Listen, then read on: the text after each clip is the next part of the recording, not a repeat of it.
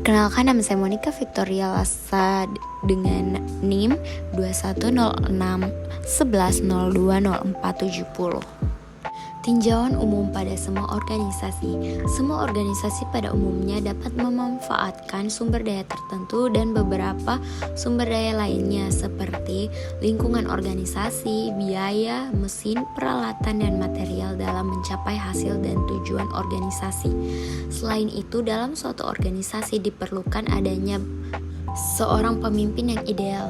Pemimpin yang ideal menjadi dambaan dan harapan untuk kemajuan dan pengembangan organisasi. Penulis dapat menggunakan metode dalam penulisan karya ilmiah ini, yaitu dengan studi literatur. Dalam hal ini, penulis dapat mengumpulkan data diperoleh dengan melalui mencari materi dari berbagai literatur berupa buku-buku di perpustakaan, buku modul, dan media informasi atau internet yang ada hubungannya dengan karya ilmiah ini. Pengembangan organisasi atau organization development dapat diartikan dengan berbagai macam pendapat dan beragam daripada pendapat para ahli. Pendahuluan, manusia sebagai makhluk sosial memerlukan tempat untuk pengembangan diri demi kelangsungan hidupnya. Pengembangan diri pada seseorang atau kelompok dapat dicapai dengan melalui organisasi. Pengembangan mempunyai sifat yang universal sebab dapat dipakai dan diterapkan pada berbagai macam kajian. Seperti dalam bisnis adanya pengembangan produk atau pengembangan karyawan. Selanjutnya di bidang pendidikan adanya pengembangan bahan ajar dan kurikulum. Kemudian di bidang penelitian adanya research. Berbicara tentang organisasi bisa diartikan sebagai suatu wadah atau tempat berkumpulnya orang-orang yang telah terikat oleh suatu aturan atau norma dalam bekerja sama untuk mencapai tujuan. Terdapat beberapa jenis patologi organisasi, yaitu nepotisme, penyakit korupsi, penyakit stres, penyakit egoisme, dan penyakit keserakahan. Namun, bila penyakit ini dapat meluas dan berkembang akan menjadi organisasi terkendala dalam mencapai tujuannya. Mula-mula, beberapa penyakit ini dapat menunjukkan beberapa gejala yang nampak dan bisa langsung terdeteksi maupun tidak.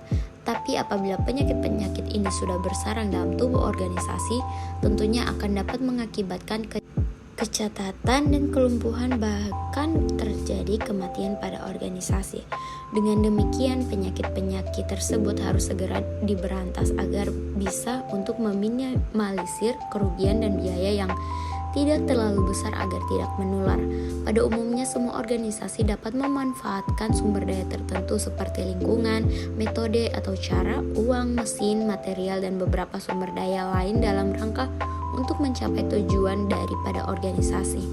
Kelompok yang dapat berkumpul dan terlibat dalam suatu organisasi, mereka mengadakan kerjasama untuk mencapai tujuan dengan melalui sumber daya yang rasional, sistematis, dan terkendali serta adanya pemimpin organisasi. Pengembangan organisasi juga dapat dilakukan dengan berbagai disiplin ilmu dengan cara mengambil teknik-teknik ilmu perilaku seperti psikologi atau termasuk teori pembelajaran, motivasi dan kepribadian, dan sosiologi atau termasuk interaksi.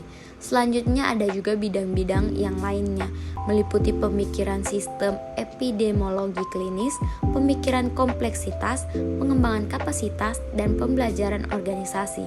Berkaitan dengan pembelajaran organisasi, sebagaimana menurut Liana Octavia tahun 2015, pembelajaran organisasi diperlukan proses pembelajaran interaktif untuk menanggapi perubahan internal dan eksternal organisasi, serta konsep yang digunakan dalam organisasi untuk mendeskripsikan aktivitas yang terjadi dalam organisasi dan merupakan bentuk dari organisasi ketika aktivitas atau proses pembelajaran terjadi dalam organisasi. Lebih lanjut, Pranata Andrew tahun 2015 menyatakan bahwa pembelajaran organisasi adalah organisasi yang mampu belajar dari pengalaman dan mampu melakukan eksperimen akan lebih sukses dibandingkan dengan organisasi yang tidak melakukannya.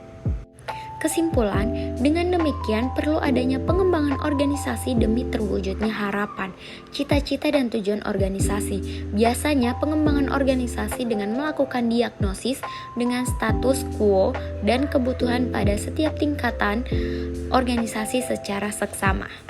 Sekian dan terima kasih.